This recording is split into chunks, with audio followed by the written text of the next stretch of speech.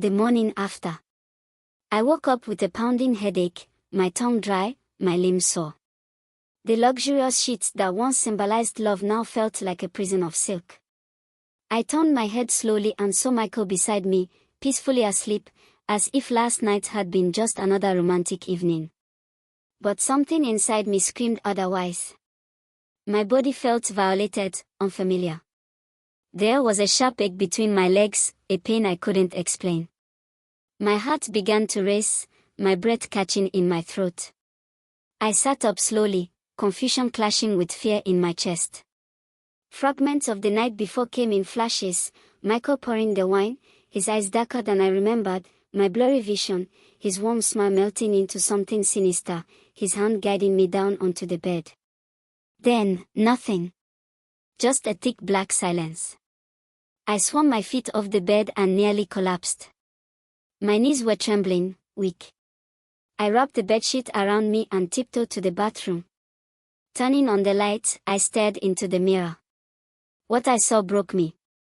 My eyes were bloodshot, my lips bruised. Red marks trailed down my neck and collarbone. My hair was tangled. My nightgown was lying in a heap on the floor, torn slightly at the hem. Tears blurred my vision. I couldn't recognize the woman staring back. Who was she? And what had been done to her? Suddenly, there was a soft knock on the door.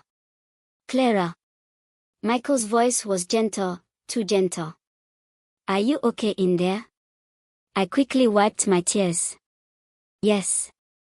I'm fine. But even I didn't believe the words. They tasted like poison on my tongue. When I came out, he was sitting on the edge of the bed, smiling like the perfect husband.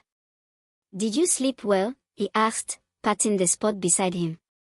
I wanted to scream.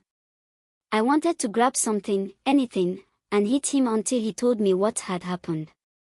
But I didn't. I nodded and forced a smile. Later that day, his family came over to the mansion. His father. His two brothers. His uncle. They greeted me with hugs and lingering glances that made my skin crawl. I sat through the dinner, my heart thudding in my chest with every bite I pretended to chew. The way they smiled at me, it wasn't warm. It was cold. Knowing. Possessive. They knew something I didn't. That night, I sat alone in the bedroom, trying to calm my thoughts. Michael was taking a shower, humming to himself like everything was normal. Then I saw it. Peeking out from under the bed. A white cloth, stained with blood. I froze. My hands trembled as I bent down and picked it up. The stain was fresh. Heavy. Real. And it hit me. It wasn't just Michael. Some people, had done something to me. I dropped the cloth like it burned me and backed away, my breath coming in short gasps. I curled into a corner, wrapped myself in a blanket, and cried until my throat was raw. What kind of marriage had I walked into? Who was the man I married?